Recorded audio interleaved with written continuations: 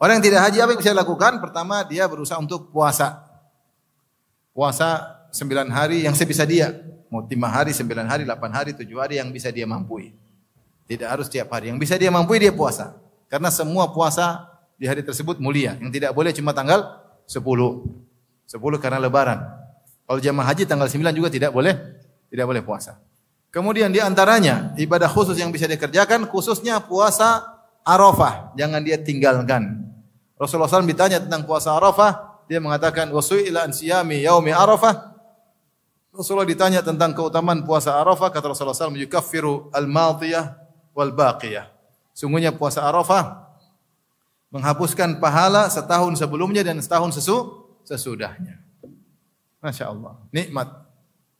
Dihapusin puasa 2 tahun. Ustaz, kalau saya enggak punya dosa, mustahil. Gimana enggak punya dosa? Tiap hari nonton YouTube. Kalau punya dosa, seandainya kau tidak punya dosa, maka derajatmu akan dinaikkan.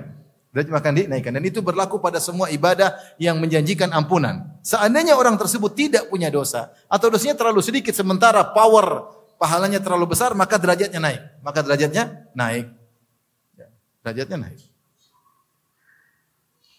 Oleh karenanya, jangan lupa untuk puasa hari Arafah. Agungkan hari tersebut. Anak-anak ditanamkan agar puasa. Ayo besok tanggal 9, ayo semangat.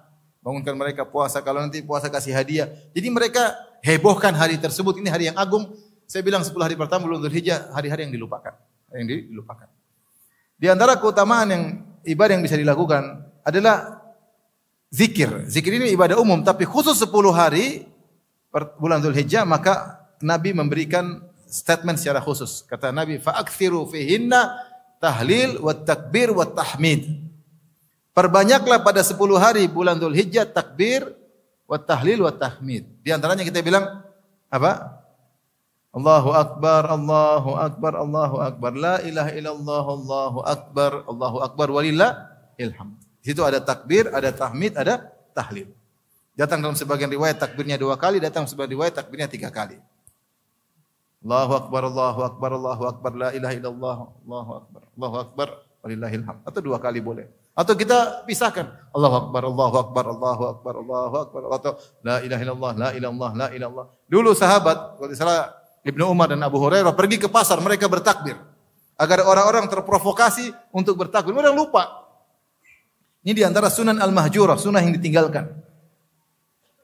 Dan itu sudah mulai, saya di Madinah bertahun-tahun sudah mulai hilang juga. Dulu waktu saya masih awal-awal ke Madinah, orang biasa di jalan-jalan. Sekarang sudah mulai kurang juga. Bahkan di Madinah sudah mulai apa? Mulai redup, mulai kurang. Dulu masih kita lihat orang-orang jalan-jalan takbir jalan. Sekarang mulai kurang. Atau karena mungkin kebanyakan orang luar ya. Dulu orang luar jarang ke masjid, yang banyak orang Madinah sendiri. Sehingga kita lihat sunnah itu hidup. Sekarang mulai agak berkurang. Nah ya, siapa yang kalau bisa menghidupkan sunnah ini baik ya. Dia paling tidak seharian pun, tapi yang penting dia ada waktu, dia lagi jalan tanggal 10, Allahu akbar, la ilaha illallah. Lebaran belum? Ini bukan lebaran ini. Tidak harus pas lebaran. Jadi kita bertakbir sejak tanggal 1 Dzulhijjah sudah bertakbir. Kata para ulama sejak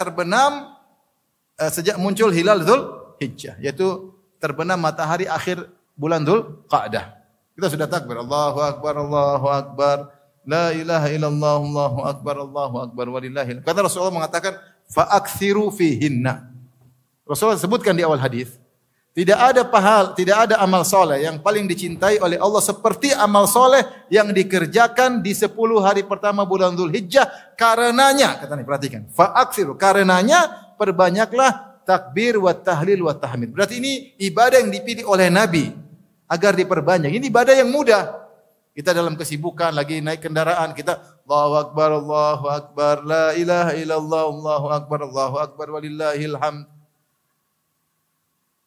Dan ini 10 hari terakhir dan kemudian berlanjut juga hari-hari tasyrik sampai tanggal 13 terbenam matahari.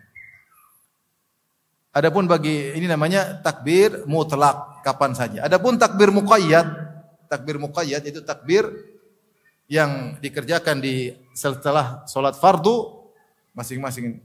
Maka disebutkan sejak fajar hari Arafah. Itu subuh hari Arafah, seorang habis sholat subuh sudah bertakbir. Ada yang mengatakan begitu imam Assalamualaikum warahmatullahi wabarakatuh. Dia astagfirullah, astagfirullah, astagfirullah. Allahumma anta salam, minka salam. Kemudian setelah itu dia bertakbir, mulai dia bertakbir.